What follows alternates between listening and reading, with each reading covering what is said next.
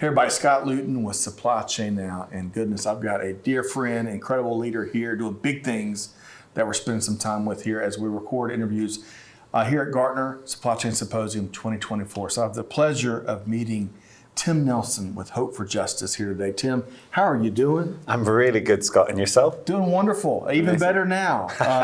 Folks that you've been tracking Supply Chain Now, you know we have had Tim on in some previous shows. Always, he knocked our socks off every time he joins us.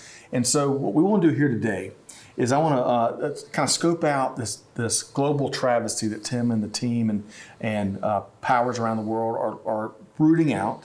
We're going to learn more about what Hope for Justice is doing programming-wise and mission-wise, and then stay tuned because you're going to learn how you can jump in the fight and support the great work they're doing. So, Tim, as I back up to the first one, when we think of modern slavery and human trafficking, a lot of folks may not be aware of just how extensive and how such a big global travesty that is. Scoop that out a little bit, if you would.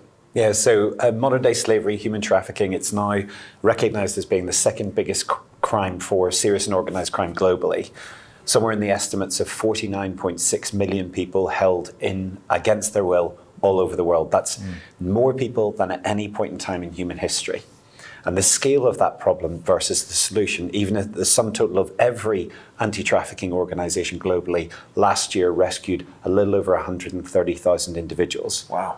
So it's huge in its scope and its ability to permeate through every part of society. Yeah.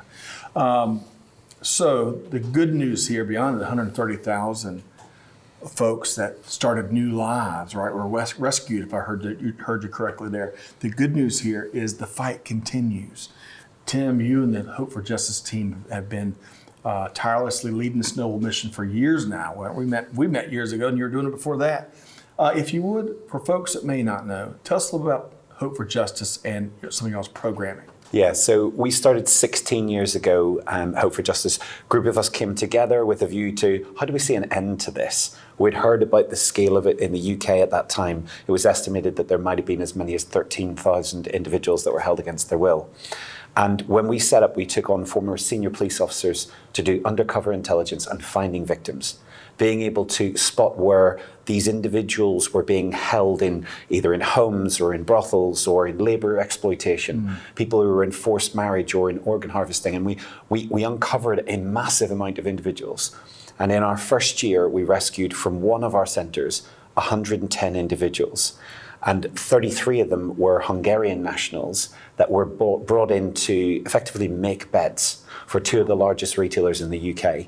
And really since then, Hope for Justice has expanded. We're currently operating in 7 countries across the world. We've got about 400 staff that are diligently trying to address the underlying vulnerabilities with preventing exploitation. We're trying to rescue victims, restore their lives, and actually see a reformation of society. Wow, Tim. Awareness and action. Yeah. And that leads me to my third question for you, Tim. For folks out there that will see this or see some of our other conversations we've had or see some of the things that you are doing here at Gartner or elsewhere, how can folks jump in the fight and support what Hope for Justice is doing and be part of this noble mission? Thanks, Scott. Well, I think the reality is we understand that it's not going to be changed unless everyone does something. It's not someone else's problem, it's all of our problem. We need to address it. So I'd encourage anyone that's hearing this, please go to our website, hopeforjustice.org. We've got a whole load of resources for people to be able to understand what the scale and the depth of this problem is. We set up a subsidiary called Slave Free Alliance, which works with major multinational corporations. Part of what we're talking about here is around those businesses and the responsibilities they have to address this issue. And you can go to slavefreealliance.org and have a look at what we are doing. We've currently got 116 major multinationals on board, 16 of the FTSE 100. We're starting to expand further in the States and Australia and places like that where we can address this. But I'd encourage everyone, if there is a question they've got, reach out to me on LinkedIn. You can find me under Tim Nelson, or you can go to our website, you can go to our socials, but don't do nothing. The one thing I'd encourage everyone to not do is be paralyzed by the scale and the scope of the problem. To look at what you can do and address it, first of all, may start with you getting to know what the issue is and making a bigger difference there. So Tim, I really appreciate us getting another chance to understand more what you and the Hope for Justice team are doing and the noble mission you're on, what brings you to Gartner here this week?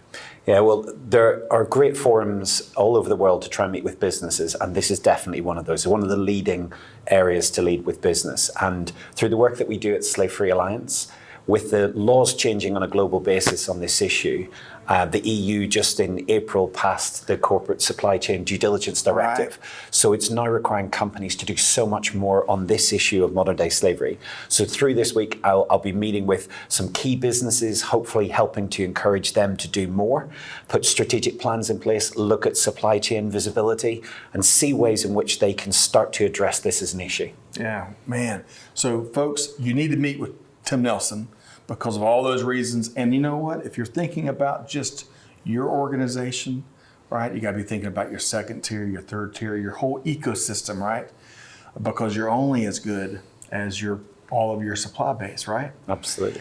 All right. So Tim, if folks want to take you up, meet with you, have a phone call or something, learn more about what Hope for Justice is doing, jump in the fray and be a part of y'all's noble mission, how can they find y'all? Please go to our website. Please go to our socials. Hit me up on LinkedIn. Go directly if people are at Gartner. People want to connect through the app. That's fine as well, because it can feel like what people are trying to do at the moment is absolutely impossible.